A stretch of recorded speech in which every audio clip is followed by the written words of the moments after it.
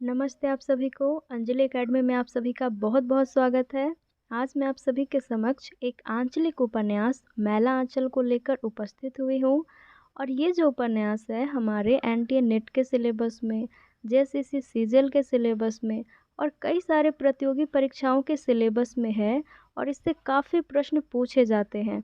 इसीलिए ये हमारे लिए काफ़ी महत्वपूर्ण हो जाता है। तो आज हम इसे बहुत ही सरल तरीके से इसके कथानक को पढ़ेंगे। तो देखिएगा, सबसे पहले कि मैला आंचल उपन्यास के जो रचयिता है वो है फणीश्वर नाथ रेणु। फणीश्वर नाथ रेणु का जो जन्म हुआ था, बिहार के ये रहने वाले हैं। बिहार के पूर्णिया ज़िले में ही फणीश्वर नाथ रेणु का जन्म हुआ था। इसीलिए रेणु जी के कई सारे उपन्यासों की जो कथा वस्तु है वो इनके अगल बगल के गाँव से ही लिया गया है। और गाँव का नाम भी ये खास करके पूर्णिया ज़िले के गाँव का ही वर्णन करते हैं। तो यहाँ जो हमारा मैला आंचल उपन्यास है सन 1954 ईस्वी में लिखा गया। जो इसका प्रकाशन वर्ष है वो है 1954 ईस्वी 1954। और ऐसा माना जाता है कि मैला आंचल एक आंचलिक उपन्यास है। इसमें कोई भी एक मुख्य पात्र कहें या फिर नायक और नायिका कह लीजिए तो वो नहीं है, क्योंकि मैला आंचल एक आंचलिक उपन्यास है और आंचलिक का अर्थ होता है जिसे अंचल विशेष में लिखा जाता है। अंचल विशेष को आधार बना करके लिखा जाता है। अंचल विशेष कहे तो एक गांव को आधार बना करके लिखा जाता है। तो मैला आंचल में मेरीगंज एक गांव है, उसी को केंद्र में रख करके पूरा उपन्यास लिखा गया है। पूरे उपन्यास में बस आप यही देखेंगे कि गांव में क्या क्या समस्याएं आती है और किस प्रकार से उसका समाधान किया जाता है। गांव में किस प्रकार से अंधविश्वास फैल रहा होता है, लोग उससे ठीक होते हैं।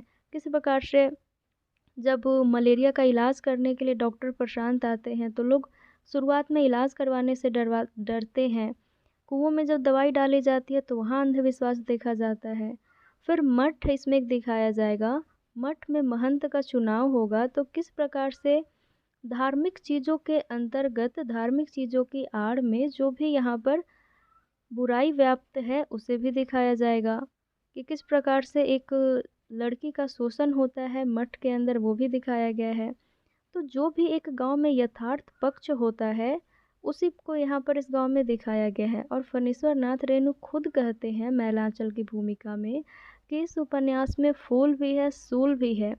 मतलब इसमें अच्छाई भी आपको नज़र आएगी, आपको बुराई भी नज़र आएगी, हर चीज़ इसमें से देखने को मिलेगी।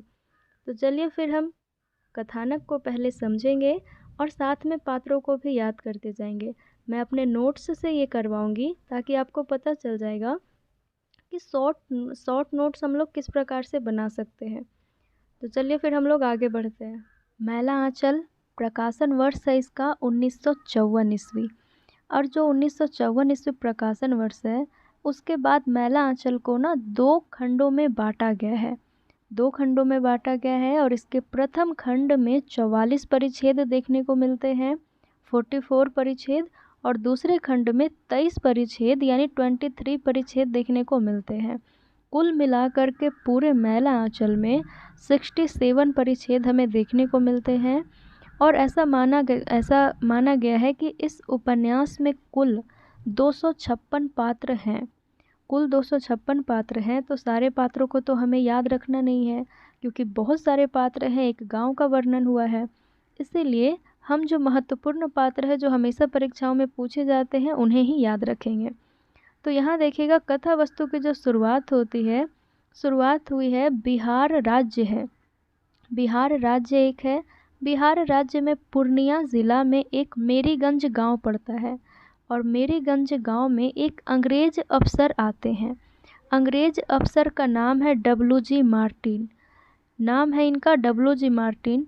एक जंगलों के बीच में ही बसा हुआ एक गांव है। नाम है मेरीगंज। का पहले नाम मेरीगंज नहीं होता है, लेकिन जब डब्ल्यू.जी. मार्टिन आते हैं तो देखते हैं कि ये गांव तो बहुत सुंदर है, प्राकृतिक संपदा से भरा हुआ गांव है। तो वो वहाँ पर एक डाकघर खुलवाते हैं और अपना एक सुंदर सा घर बनाते हैं। और सुंदर सा घर बनाने के बाद अपनी पत्नी के नाम पर ही पूरे गांव का नाम रख देते हैं। यानी डब्ल्यू.जी. मार्टिन की पत्नी का नाम है मेरी।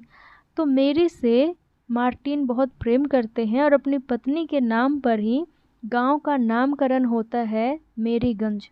तो ये भी प्रश्न बन सकता है कि मेरीगंज जो गांव है वो किसके नाम पर पड़ा है।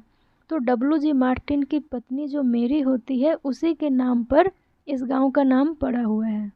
अब जो डब्ल्यू.जी. मार्टिन है वो एक अच्छा घर बना चुके होते हैं, तो उसके बाद अपनी पत्नी मेरी को भी गांव में ही बुला लेते हैं और बुला करके साथ में रहने लगते हैं।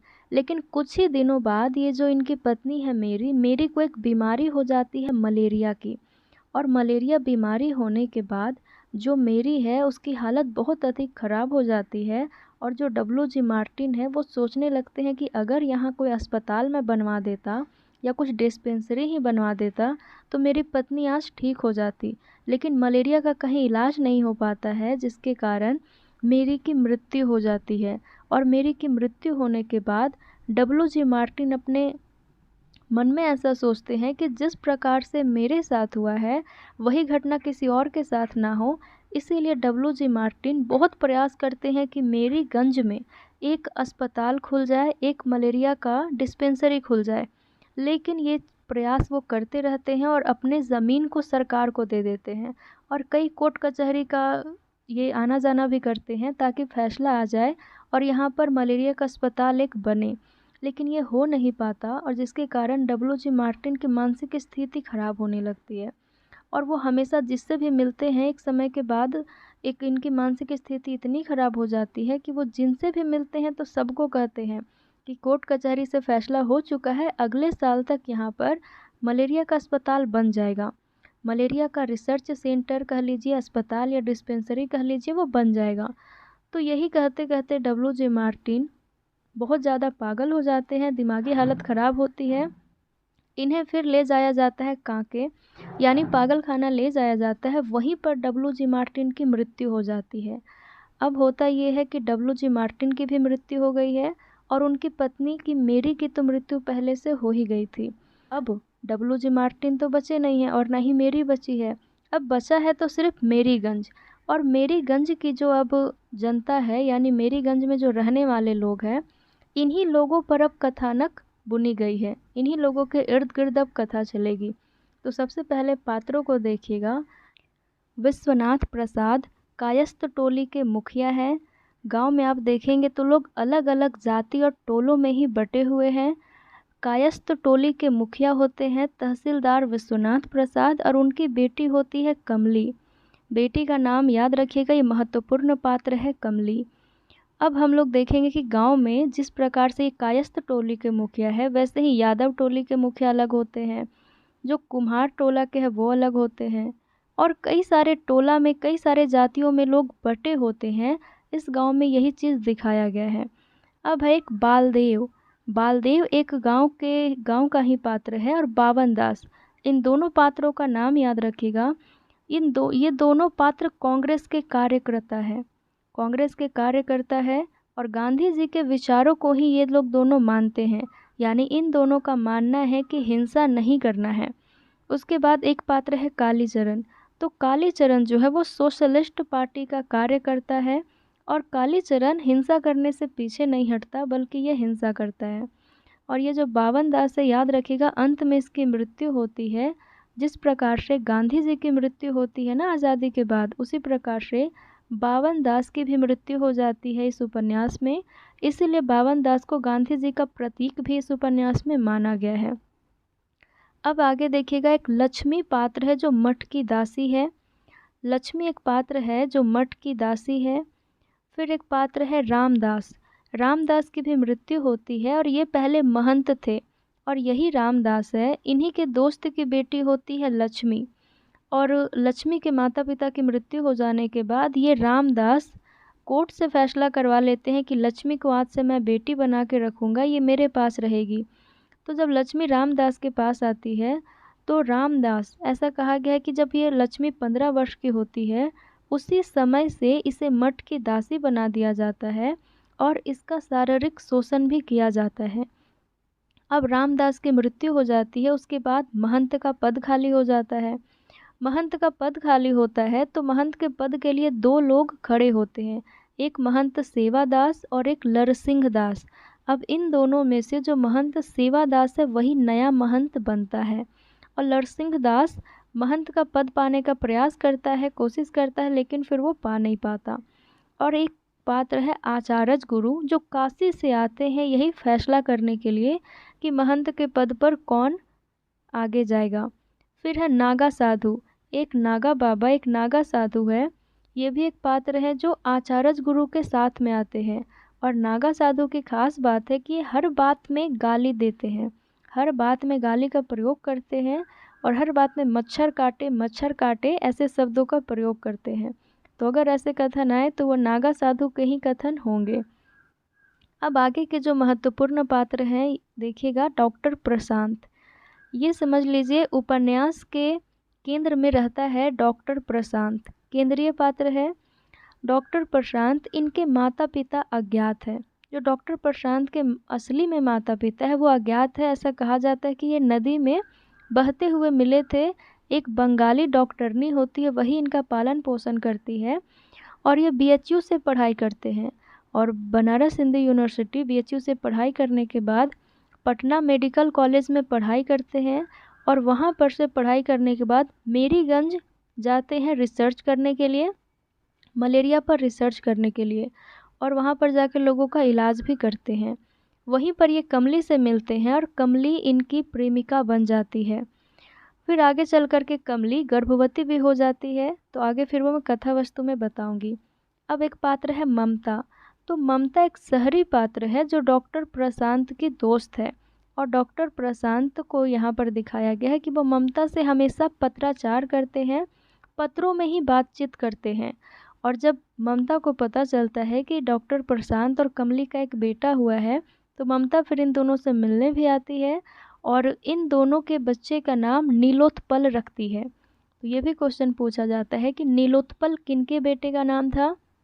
तो डॉक्टर प्रशांत और कमली के बेटे का नाम नीलोत्पल रहता है, और नामकरण कौन करती है, तो ममता करती है। फिर एक पात्र है प्यारू। ये प्यारू गांव का ही पात्र है। जब डॉक्टर प्रशांत पहली बार गांव में आते हैं तो इनके साथ प्यारू ही रहता है, और प्यारू डॉक्टर प्रशांत की मदद करता है। तो इस प्रकार से महत्वपूर्ण पात्र मैं बता दी हूँ। क्योंकि इस उपन्यास में कुल 256 पात्र हैं, तो बहुत कठिन काम है याद रखना सारे पात्रों को, इसीलिए जो महत्वपूर्ण पात्र हैं हम उन्हें देख लिए हैं। अब मैं आपको कथा वस्तु बताती हूँ। यहाँ पर अभी हम लोग देखें कि मार्टिन की मृत्यु हो चुकी है, मेरी की भी मृत्यु हो चुकी है, और कई वर्षों बाद, यानी यह जो उपन्यास है 2 खंडों में विभक्त है। पहले खंड में आप देखेंगे 1947 यानी कि आज़ादी से पूर्व की बातें कही गई है। आज़ादी से पूर्व किस प्रकार से लोग आंदोलन कर रहे थे, क्या क्या घटनाएं हो रही थी, उनका चित्रण किया गया है। और दूसरे खंड में आज़ादी के बाद का वर्णन है। जो दूसरा खंड है इस उपन्यास का, उसमें आज़ादी से बाद का वर्णन है कि आखिर आज़ादी जब मिल जाती है तो फिर लोगों की स्थिति क्या होती है, इस चीज़ का भी वर्णन किया गया है। अब देखिएगा, मुख्य रूप से हम लोग इस मेरीगंज गांव में 3 समस्याओं को पढ़ेंगे, 3 कथानक को पढ़ेंगे, क्योंकि ऐसे तो इसमें बहुत सारे छोटे छोटे कथानक होते ही हैं, छोटी छोटी चीज़ें इसमें घटनाएं हो ही रही है, लेकिन फिर भी मुख्य रूप से 3 चीज़ याद रखेंगे। सबसे पहली बात, इसमें जो WG मार्टिन और मेरी के बीच में हुआ वो आपको पता चल गया। अब देखिएगा, WG मार्टिन की तो मृत्यु हो गई।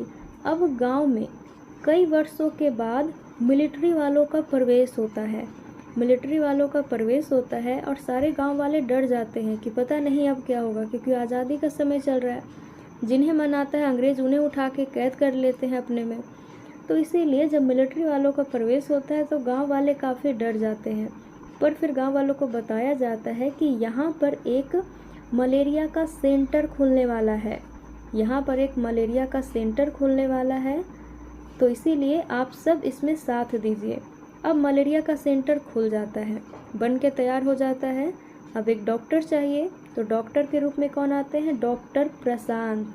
डॉक्टर प्रशांत यहाँ डॉक्टर के रूप में आते हैं। और एक जो उनका पात्र है ना, एक और जो पात्र हम लोग देखे प्यारू, तो प्यारू गांव का ही पात्र है। तो प्यारू फिर उनकी मदद करता है हर काम में।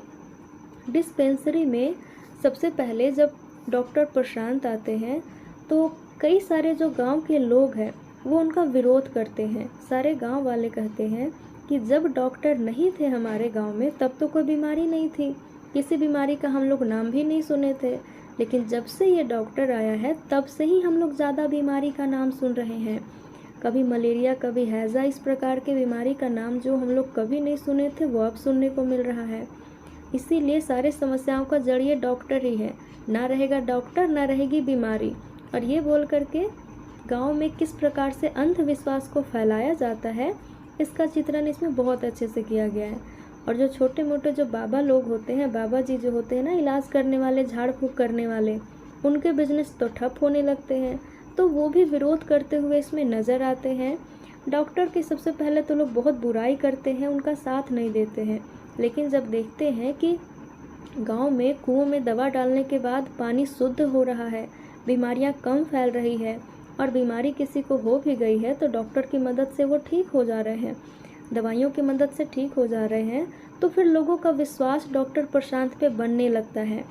इसी दौरान होता है जो गांव के मुखिया है विश्वनाथ प्रसाद, इनकी बेटी कमली को मिर्गी का दौरा पड़ता है।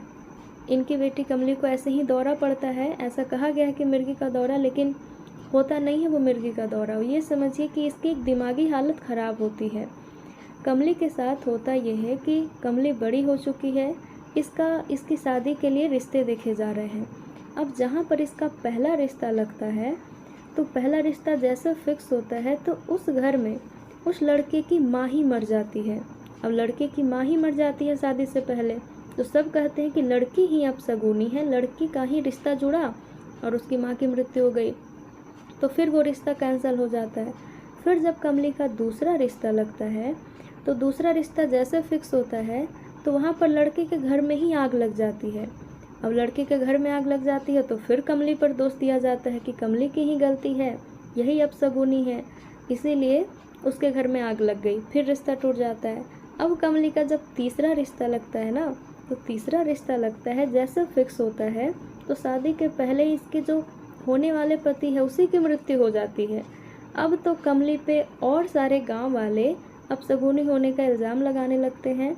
अब बेचारी इस लड़की की क्या गलती है, बस इसका रिश्ता लगता था और फिर बगल वाले घर में, मतलब जो जहाँ से इनका रिश्ता जुड़ता था उसके घर में मुसीबतें आ जाती थी। तो कमली को सारे लोग अपशगुनी बोल बोल के कमली पे एक समझिए प्रेशर सा आ जाता है, वो परेशान हो जाती है और उसकी दिमागी हालत ख़राब होने लगती है।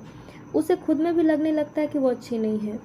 फिर जब डॉक्टर प्रशांत आते हैं, डॉक्टर प्रशांत कमली का आकर के इलाज करते हैं, बहुत अच्छे से बातचीत करते हैं, तो कमली आकर्षित हो जाती है डॉक्टर प्रशांत की तरफ, और कमली देखने में बहुत ही सुंदर होती है, तो डॉक्टर प्रशांत भी कमली की तरफ आकर्षित हो जाते हैं। अब इन दोनों का प्रेम प्रसंग चलने लगता है। इसी दौरान गांव में फिर एक चीज़ ये भी होता है कि गांव में एक बड़ा सा मठ है, और मठ के जो महंत है रामदास, ये जो रामदास है इनके दोस्त की बेटी है लक्ष्मी। ये लक्ष्मी छोटी सी होती है, उसी वक्त इनके पिताजी और माताजी की मृत्यु हो जाती है। तो रामदास कहते हैं कि ये मेरे दोस्त की बेटी है तो मैं इसे बेटी के जैसे पालूंगा, और लक्ष्मी को मठ में लेते आते हैं। और ऐसा लिखा गया इसमें कि 15 वर्ष से ही लक्ष्मी के साथ शारीरिक शोषण भी किया जाने लगता है, और जो मठ के जो लोग होते हैं, जो महंत होते हैं, वही लक्ष्मी के साथ ऐसा करते हैं और मठ की दासी बना करके रखते हैं लक्ष्मी को। तो लक्ष्मी फिर कुछ भी नहीं कर सकती थी, उसके आगे पीछे कोई था भी नहीं। अब होता यह है कि जो महंत रामदास होते हैं उनकी मृत्यु हो जाती है। मृत्यु होने के बाद जो महंत का पद होता है वो खाली हो जाता है। अब महंत के पद के लिए 2 लोग खड़े होते हैं, एक महंत सेवादास और एक लरसिंह दास। अब ये दोनों पद के लिए खड़े होते हैं, और पद का जो चुनाव करने वाले हैं वो आने वाले हैं आचार्य गुरु काशी से। ये काशी से आने वाले हैं और पद में जो नया महंत बनेगा उसका चुनाव करेंगे। और आचार्य गुरु के साथ आते हैं नागा साधु। तो ये जो लरसिंह दास है ये बहुत चालाक किस्म का इंसान है। तो ये लरसिंह दास पहले ही स्टेशन चला जाता है और आचार्य गुरु जी से और नागा साधु से पहले ही बात कर लेता है कि आप मुझे ही महंत के पद पर चुनेंगे तो मैं आपको ज़्यादा ही फ़ायदा पहुंचाऊंगा। तो तरह तरह की ये लोग बातें पहले से कर लेते हैं। अब लक्ष्मी को ये बात पता चल जाती है, और लक्ष्मी को लरसिंह दास बिल्कुल भी नहीं पसंद, क्योंकि लरसिंह दास हर बार लक्ष्मी पे जा करके लक्ष्मी पे अत्याचार भी करता है और शारीरिक तौर पे उसे कुछ छूने वगैरह का प्रयास करता है, नहाते हुए भी देखना चाहता है। तो नरसिंह दास से लक्ष्मी बहुत परेशान रहती है और वो चाहती है कि अगर ये महंत बन गया तो फिर वो मेरा शोषण बहुत अधिक करेगा, इसीलिए इसे तो फिर महंत के पद पर नहीं जाना चाहिए। और लक्ष्मी सोच करके मदद के लिए जाती है सबसे पहले बालदेव के पास। याद रखिएगा, ये लक्ष्मी सबसे पहले बालदेव के पास मदद के लिए जाती है। तो बालदेव कहता है कि देखो वो सब मठ की बात है, मैं इसमें तुम्हारी कुछ मदद नहीं कर सकता, अगर मैं मदद करूँगा तो हिंसा करना पड़ेगा और हिंसा के पक्ष में तो मैं हूँ नहीं, मैं तो गांधी जी के मान्यता के अनुसार मानता हूँ, मैं कांग्रेस का कार्य करता हूँ। तो फिर लक्ष्मी परेशान हो जाती है और मदद मांगती है कालीचरण से। और कालीचरण कहता है कि बताओ करना क्या है। तो लक्ष्मी बता देती है कि नरसिंह दास महंत नहीं बनना चाहिए। तो फिर कालीचरण बोलता है ठीक है। सारे गांव वाले एक जगह इकट्ठा होते हैं, महंत चुना जाता है और महंत चुना जाता तो नरसिंह दास को ही चुना जाता है।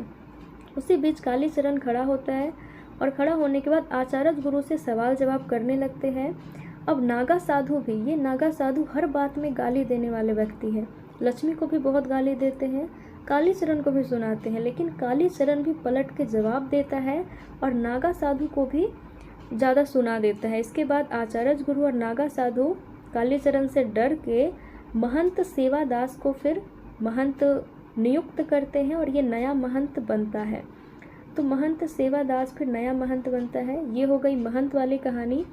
और जो लक्ष्मी दासीन होती है वो बालदेव से ही, समझिए, बालदेव से प्रेम करती है और बालदेव भी लक्ष्मी से ही प्रेम करता है। और आगे चल करके फिर ये दोनों साथ में रहना शुरू कर देते हैं।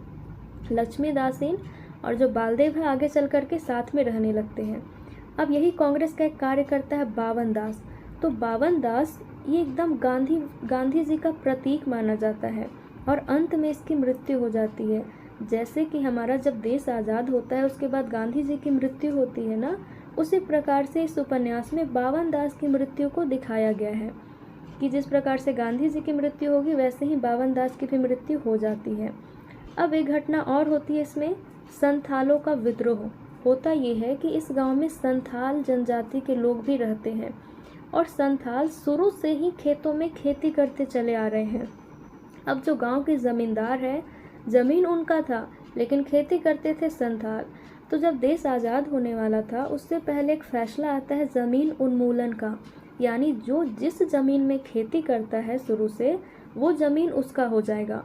तो संथाल खुश हो जाते हैं कि हम तो शुरू से ज़मीन में खेती कर रहे हैं तो ज़मीन हमारा होगा। पर इस फैसले से गांव वाले उदास हो जाते हैं, क्योंकि जो मान लीजिए विश्वनाथ है, एक मुखिया है और ज़मींदार भी है, बहुत सारे ज़मीन भी है इनके पास, तो जो ये तो खेती करता नहीं है, खेती तो संथाल करते हैं। तो फिर विश्वनाथ के जैसे जितने भी ज़मींदार होते हैं गांव में, सबको लगता है कि उनकी ज़मीन अब उनसे छिन जाएगी। तो वो तुरंत ही संथालों को हटाने लगते हैं कि संथाल यहाँ से भागो, नहीं तो फिर ज़मीन तुम्हारे नाम हो जाएगी। और ये जो संथाल है ये भी विद्रोह करने लगते हैं कि हम जब शुरू से यहाँ खेती कर रहे हैं तो हम क्यों हटे, हम अब क्यों हटेंगे।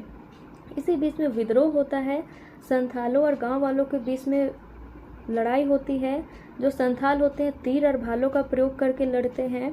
फिर ये सब लड़ाई के बाद पुलिस वाले आकर के संथालों को ही पकड़ के ले जाते हैं और डॉक्टर प्रशांत पे भी इल्ज़ाम लगाया जाता है। ये जो डॉक्टर प्रशांत है, क्योंकि ये पढ़े लिखे वर्ग के व्यक्ति हैं, तो यही संथालों को शिक्षा देते हैं कि देखो ऐसा ऐसा फैसला आ रहा है तो तुम लोग अपने हित में सोचो। तो यानी कि डॉक्टर प्रशांत ही संथालों को ये सब खबर देते हैं। तो इसीलिए गांव वाले सोचते हैं कि डॉक्टर प्रशांत गांव वालों का साथ ना देकर संथालों का साथ दे रहे हैं, और यही सोच करके डॉक्टर प्रशांत को भी जेल जाना पड़ता है। अब सारे संथाल वर्ग के जो लोग होते हैं वो भी जेल में जाते हैं, डॉक्टर प्रशांत को भी जेल जाना पड़ता है। इसी बीच पता चलता है कि जो डॉक्टर प्रशांत की प्रेमिका है कमली, वो गर्भवती हो चुकी है और प्रशांत ही इसका प्रेमी है, वही इस बच्चे के पिताजी है।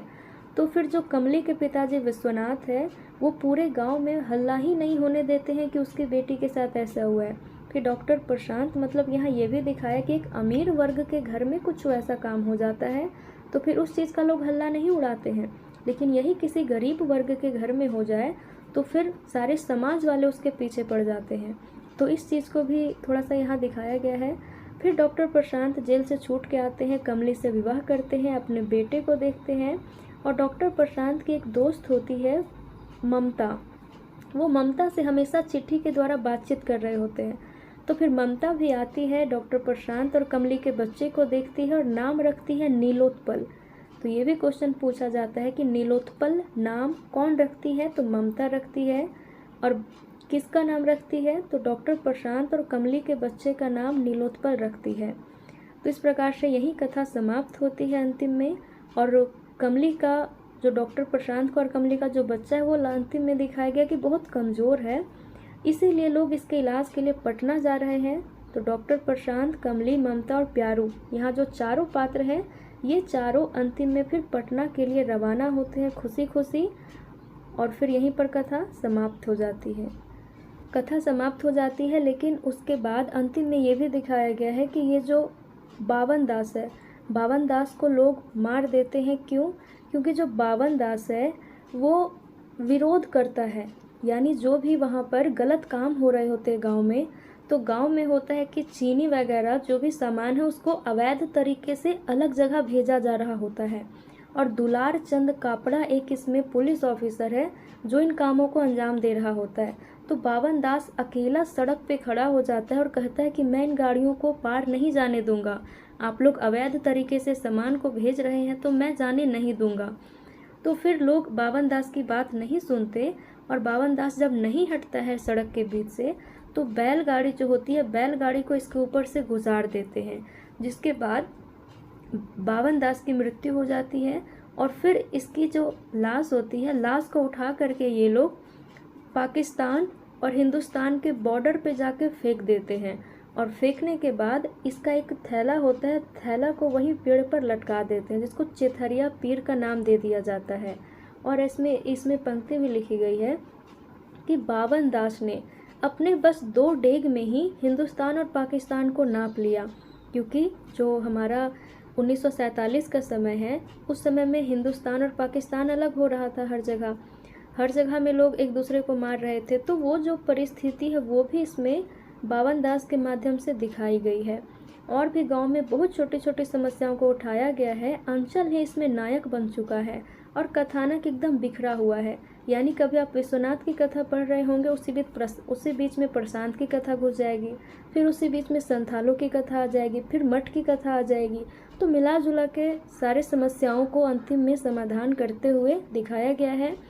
और फिर अंतिम में नीलोत्पल जो नाम रखा जाता है प्रशांत के बच्चे का, फिर ये लोग पटना जाते हैं और वहीं फिर कथा समाप्त हो जाती है। चलिए, फिर उम्मीद है कि आपको मैला आंचल की जो कथा वस्तु मैं साधारण भाषा में बताई आपको अच्छे से समझ में आ गया होगा, और कथा वस्तु के माध्यम से महत्वपूर्ण पात्र भी आपको याद हो गए होंगे। तो अब जो मैला आंचल की भूमिका है जो फणीश्वर नाथ रेणु लिखते हैं वो भी बहुत महत्वपूर्ण है, तो हम उसे भी पढ़ेंगे। और इसके अलावा कई सारे फैक्ट वाली चीज़ें हैं कि किस परिच्छेद में क्या होता है, कितने ज़मीन को दिया